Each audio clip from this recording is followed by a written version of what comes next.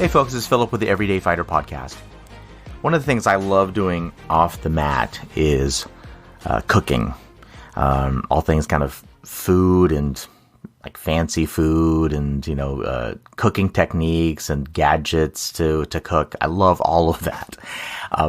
One of the things I learned early on was when you're cooking, there's a few things that come into adding flavor to your dish. One of those things is dissolving your ingredients or the compounds, the chemicals in your ingredients to enhance the flavor.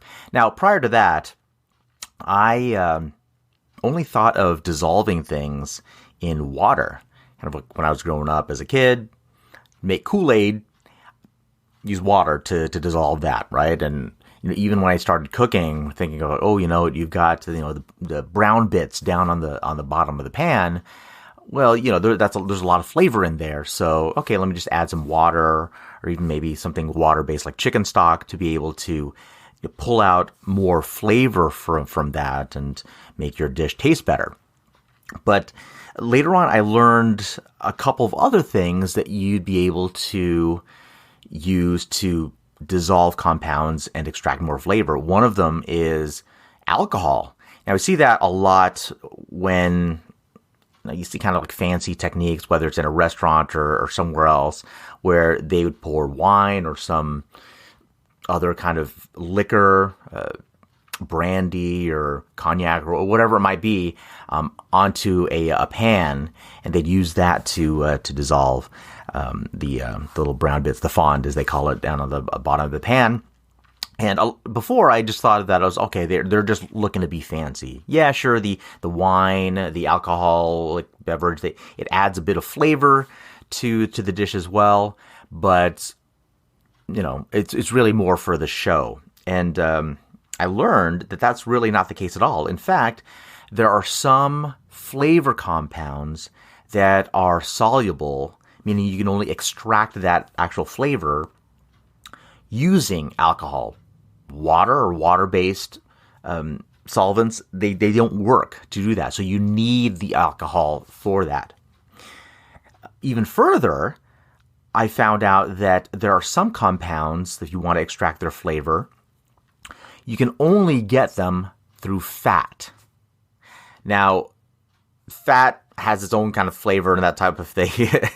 I love using fat in my cooking, much to the chagrin of some of my more health-conscious family and friends. But in any case, there are certain compounds that you can only get out that flavor. You can only really appreciate it by using fat to draw that out.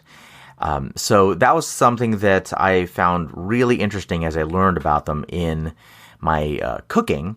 But that's something that I found also as I thought about it in martial arts as well, in fighting, and that there are some things that people think that they can get doing only one thing. For example, working the heavy bag. I think, okay, well, I do all these combos, I get my workout all through the heavy bag, and that's what I use as my tool. And, if that's what they've got available to them, it is what it is. But it's not giving you everything that you need. You're not getting fully the experience of that technique by just hitting a heavy bag. There are some things you can only get when somebody holds the mitts for you. There's some things that you can only get when you are just drilling, shadow boxing, over and over and over and over again. There are some things that you can only get when you add a bit more emotion to it, when there are more stakes. So whether that's competition, whether that's something that you kind of imagine a scenario for yourself, like, some reality-based training, they'll give you certain scenarios, like you have to protect somebody or something. I mean, there's a bit of a spike there in your adrenaline, in the stress emotionally and mentally. You're not necessarily going to get that by just staying on say, a heavy bag. You can't get that when someone's just necessarily just holding pads for you. There has to be something else. There are some things you can only get through real life, possibly traumatic experience. So